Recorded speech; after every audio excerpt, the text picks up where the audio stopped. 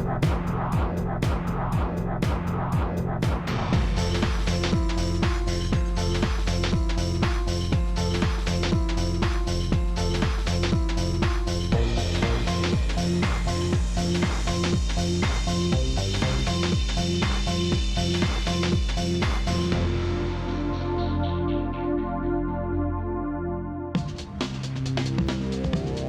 and welcome to Train Spotting. In this episode, Mark stops at a pit for a look at the China clay industry along the branch lines of Cornwall, whilst I take a pit stop at a state-of-the-art depot with modern ways of servicing a brand new fleet. I also get to see the largest rail crane in the country swing into action, and Mark uncovers a hidden gem in the backwaters of Ireland at the Cavan and Leitrim Railway. Today I'm in Cornwall, the home of Britain's China clay industry, which still relies heavily on the railways for distribution the length and breadth of the country. And it's because of this that you get freight-only branch lines and sidings like this that normally you never get to see.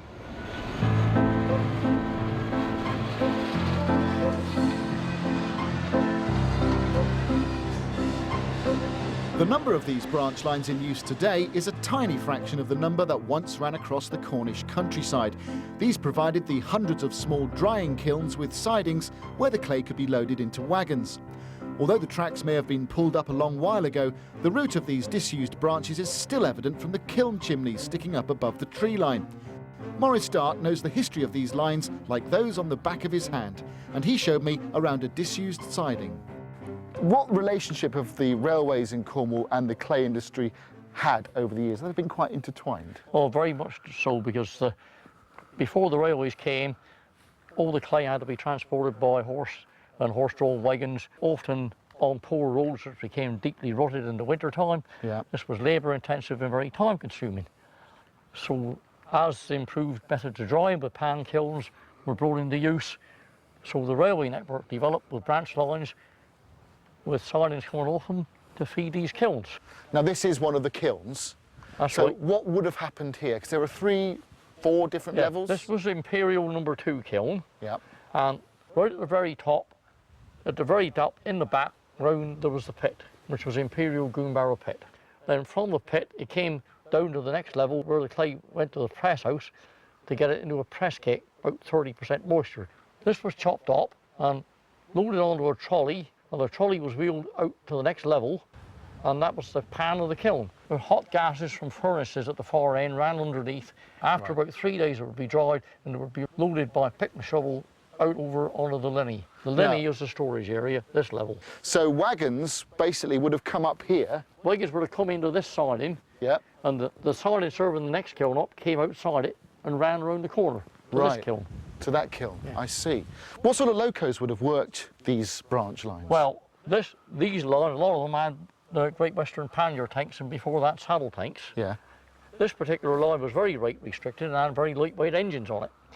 And because it was so severely graded, they had an engine on each end of the train. The tendency now is to run fewer trains, but longer trains. And this, of course, is more efficient. You may have to spend 2 hours waiting for a train, but when it comes, it's worth seeing.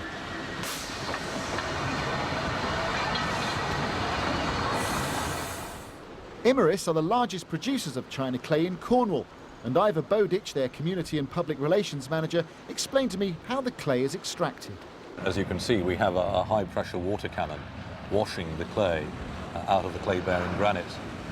The stream that you see running back carries a mixture of clay together with sand and mica, the other 2 minerals associated with the granite. Right. And behind me we have a pump lifting that stream into a mechanical sand classifier where we remove the sand and the small stones. The larger boulders of rock, which are non-clay bearing, are being removed by the loading shovel and will be taken away by dump truck.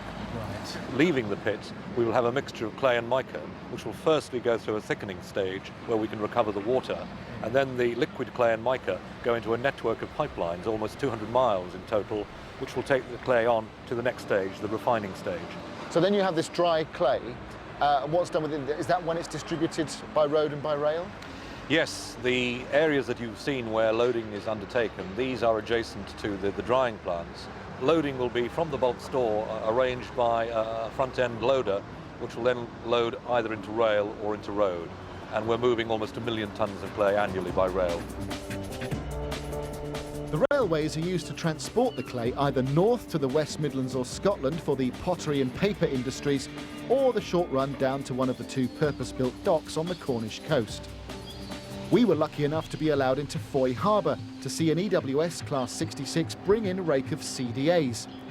These are the wagons used to transport the dry clay. An automatic unloader has been built which uses what's known as a beetle. This grabs the front wagon and pulls it through the shed. Levers are then positioned to release the clay at just the right moment. A traverser is then used to carry the empty CDA wagon to an adjacent siding, where it will wait with others to be collected. The clay is then transferred by conveyor belt either directly into a waiting ship or into one of the temporary storage sheds. We've heard that there were miles and miles of lines 20, 30 years ago, but they've been closed down. How many are left now for just China clay use? There are basically three. We use the main line between Plymouth and Penzance to bring in clay from the operations that we have in Devon on the southwestern side of Dartmoor.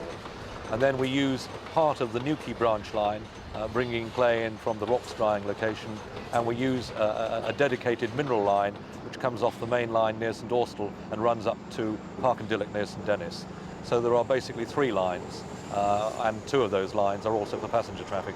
And you find rail really an easy way of distributing around the UK? Rail is hugely important to us, and here in Cornwall, the movement of China clay represents a staggering 99% of freight movements in Cornwall are clay related. So we like to think that the clay industry makes a contribution to keeping the rail network in Cornwall.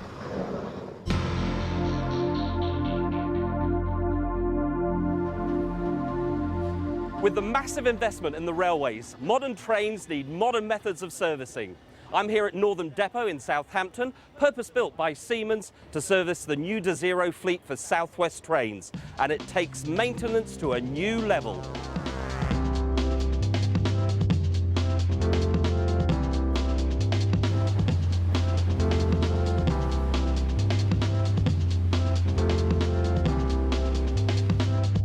To get an overview of the project, I spoke to David Wilson, Siemens Transportation's UK manager. Depot came about as a result of the contract we got with South West Trains going back to 2001, which was for the supply of 155 trains, together with a complete maintenance and after-sales for them. And why Southampton? I mean, we came to Southampton primarily because it was on the route, it was a good location for getting trains back, but also it has a highly skilled workforce, which meant that we could recruit the relatively sophisticated skills that we need to maintain a modern-day train. The train itself is a modular design, which means that the train has equipment on it that could be very quickly removed, so the train actually spends the absolute minimum amount of time being maintained and the maximum amount of time out in passenger revenue-earning service. At the core of its operations, Northern has a computer-based monitoring system. This is used in two ways. As a train arrives on site, its unique identity coding is picked up by a track-based balise, and its position in the depot can then be monitored at every stage from the central control room. The second benefit is that the maintenance history of every train in the fleet can be kept on file. The first thing that happens to all trains on arrival is that they're sent through the washer.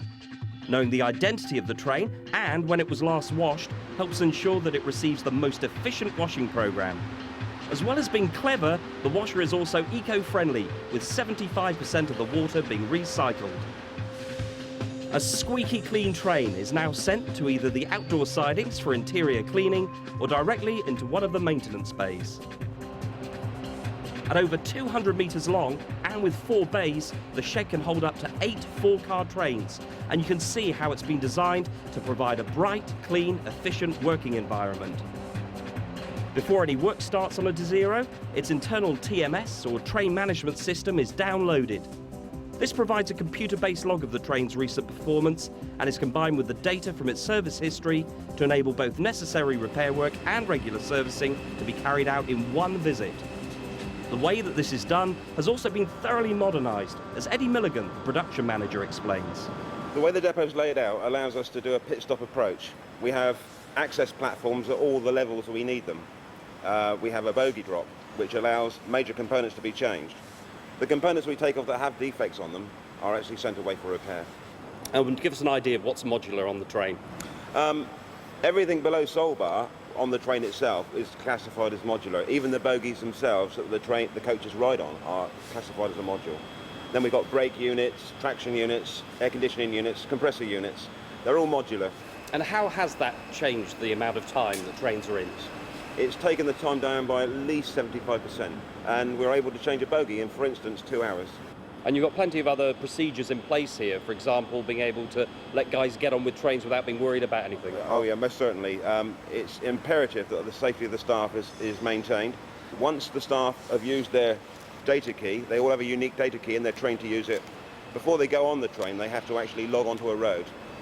This ensures that the train can't change its status, or its status can't be changed without their authority. So this is a very, very safe system, and it's easy to use as well. And you've worked at other depots. What does make this place so unique?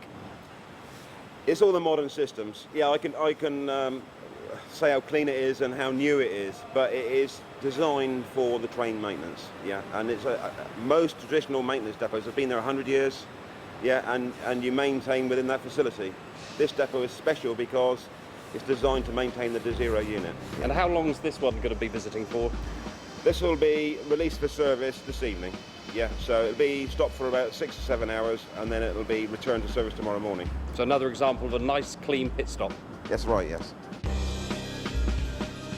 3 more Desiros fresh from their pit stop and ready to go back into passenger service. And with the aid of constant computer monitoring, South West Trains will be able to give their passengers the most reliable service possible.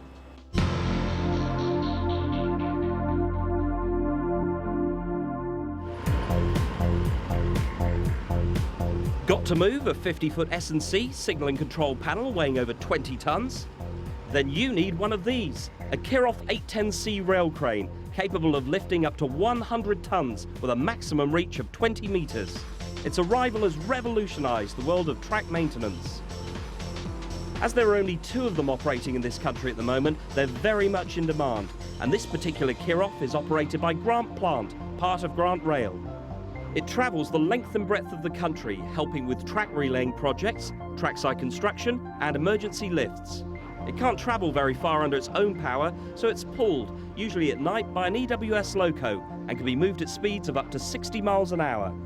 I met up with it early one morning just outside Coventry Station, where it was still in travelling trim, and very happy to show off his pride and joy was Steve Shields, the crane manager. We actually have to set it up, which takes us about 20 minutes to 30 minutes, and then once it's set up, away we go. All right, well, let's let you and your boys get on with it, and we'll see what it takes to prep it up. Okay then. The first part of the preparation is to attach the counterweight, which travels on its own wagon, to the rear of the arm. The crane is unable to lift anything until this is in place. As the crane is to spend the day carrying S&C panels, the hook is connected to the 18-metre-long spine lifting beam, which also travels on its own wagon. Once unloaded, the 2 empty wagons are parked up in an adjacent siding before the real work gets underway. On this particular project, the South Coventry point system is being completely relayed, with the important work being done at the weekends when the line can be closed. That doesn't mean that the Kirov is redundant during the week though, as it's used to unload S&C panels as they arrive on site and move them to a position close to where they'll be needed. The S&C panels are lengths of track containing complicated signal and control sections that are pre-constructed before being brought to site. Is it a lot different than a normal road crane that we see? The basic idea is the same. The differences come within the technology of the crane. This statically picks up the load, places it in front of it, and then will travel along the infrastructure to relay or replace the load. Fairly unique, isn't it? It is in this country, yes.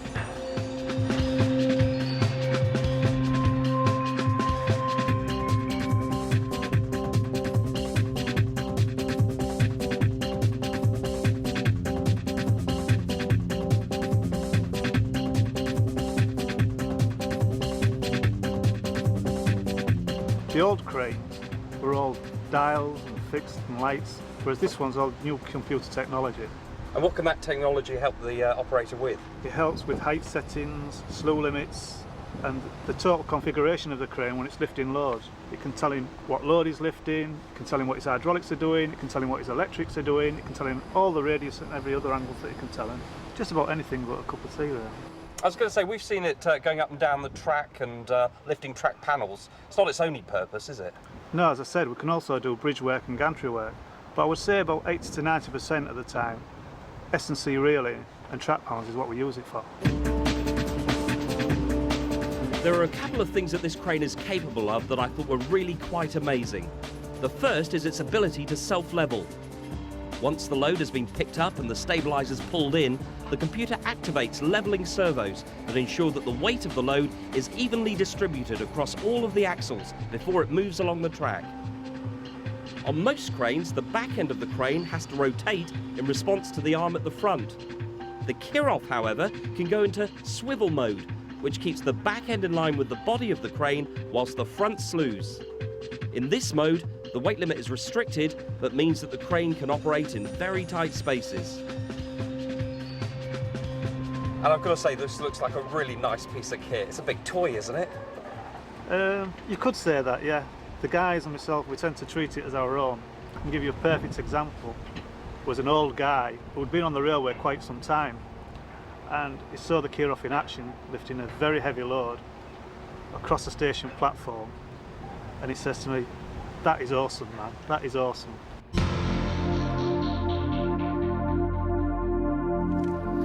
You may not have seen one of these before, and up until today, neither had I. It's a very primitive track inspection bicycle. Two sturdy men would sit here with an inspector on the front, and he'd gaze down and check the track.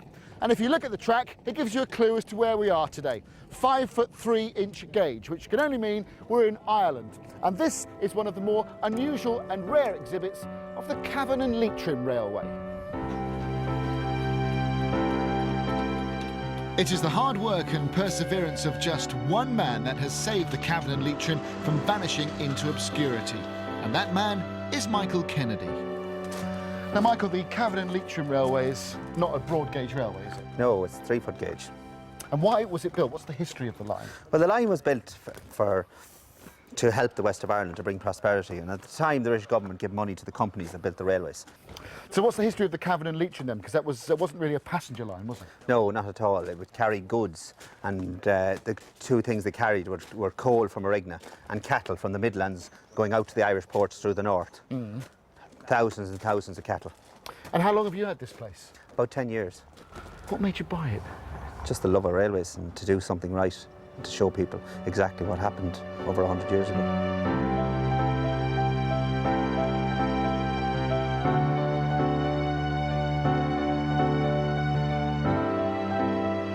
Now, these are the old coal wagons from Arigna, which went down the mine. And this is an original one. How old would one of these be? Well, you're talking, the mines ran for over 200 years, so there were 200 years of work. But again, they've been rebuilt and rebuilt. And this is a 2-foot gauge, isn't it? This is 2-foot gauge. And were all these wagons 2-foot gauges in the mines? No, there were different mine owners, and each mine owner had a different gauge in case the other one would go over the hill and steal his wagons. Really? Yeah. It's a bit like painting a sheep. Yeah, exactly. Now, I like this little loco. What's this? This is a little Hudson Hunslet from the 1940s. Yep.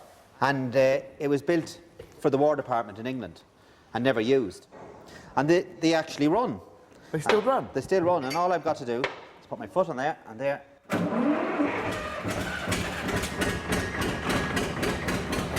Oh, you like to hop up when you go for a spin?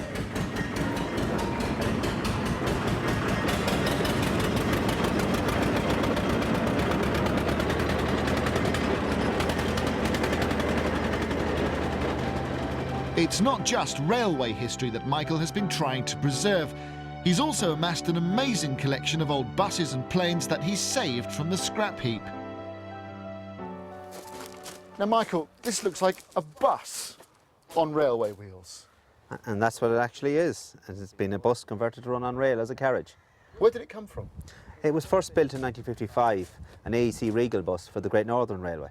And when the Great Northern went in 58, the road stock of the Great Northern went to the CIE, and they ran it on the Irish roads until the early 1970s when Bord na Móna got it, our Irish turf board. And why was it used by Bord na Móna? To bring the men out onto the bogs. In the early 60s, they had hundreds of men working on the bogs. And you've got another one here as well. What's the story behind this one? Well, this is also made from old buses, and it was built in Inchicore in 1952 for the West Clare section of CIE. And it's actually made from putting two 1930s buses together on a carriage chassis. And this is what you use to travel your passengers up and down the line today? Yeah, you saw the old Fowler pulling it out the line today with passengers aboard. But as beautiful as the Fowler may be, Michael, it's not your pride and joy, is it? No, there's only one engine that's #1, and that's Drummond. And it's an 042 Kerr Stewart over here at the shed. And they've started to steam it up. Should be ready now. And that's your pride and joy? Oh, yeah. So how many actual locos are left from the Cavan and Leitrim Railway? Two are still in existence. One's in America, Lady Edith's in Alair State Park, New Jersey, and Statlean's in Belfast. So where did this loco come from? This one was originally built in 1916, as you can see here, and built in Stoke on Trent. But it's a real mishmash of all different parts, isn't it? Yeah, but it all looks right. The boiler came out of a hotel in Bristol, was a laundry boiler. From a hotel? From a hotel, yeah. The whistle's up along an underground train. Oh, show me the whistle. Where's the whistle? The whistle's over here. Blow the whistle, lads. Just up there. Right.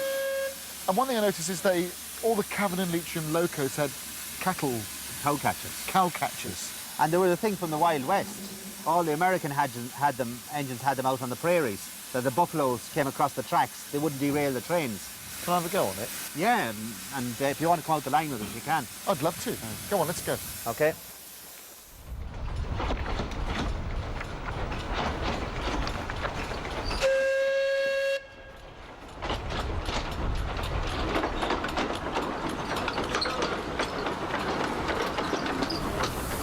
One thing I've noticed is it's all wood, no coal. Why's that? Yeah, because we get the wood for nothing, and it doesn't cost us anything then in fuel. And it's cheap to run. How much track have you got? About half a mile. And you have plans to extend it? Yeah, we're trying to get to Mohill, which is the next town down the line. It's a bit of a one-man crusade that you're on here, isn't it? It is, but we've got my volunteers behind me, and my helpers. Well, I admire your hard work and your dedication, and I wish you all the best in getting the Cavan and Leitrim up and running again. Yeah, oh yeah. We're still here, and we're still going. Good.